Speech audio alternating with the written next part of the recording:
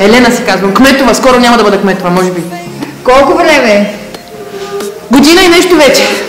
Първата тренировка беше? Беше много изтощителна, загубих се, обаче твърдо бях решил да дойда в залата.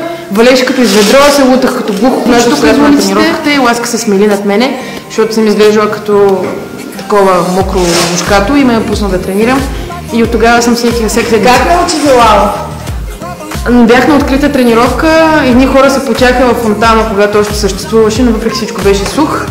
Стана ми интересно, влязох с много голямо самочувствие, че аз карам колело, тичам, бягам и се ще ги сложа в джоб. Изплезих език до земята, надъхах се, казаха ми, че е спокойно, няма да е така всеки път. Лъжат. При нас не може да ти омръзне, не може да свикнеш, не може да спреш да имаш мускулна треска. Който измисля всякакви ужаси и гадости, мускули, които сте подвижили. Колко лици ви? Николко. Като дроб така. Последната тренировка колко лици ви? Ще го кажеш ли на котето? 3. Не знам. Не знам наистина, че започна да мога да правя. Упражнение? Няма. Нелюбимо? Доста. Лекциите по експликация са много трудни, въпреки че съм си поставила за цел да се опитам да направя 1, 2, 3, 5.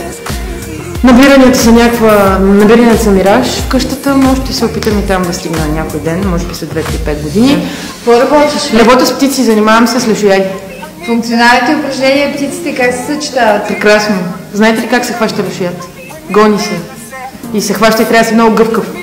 И пъргав, за да му избягаш, вече мога да ги правя тя неща. А в ежедневието функционалните упражнения помагат? Много помагат. Живея на 6-ти етаж, нямам асансьор, мъкна всичките багажа отдолу догоре сама. Хората в лао? Вау!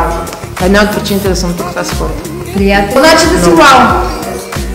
Вау, значи да си супер, усмихнат, мотивиран, весел. Ще кажеш ли вау? Вау! Благодаря. Благодаря.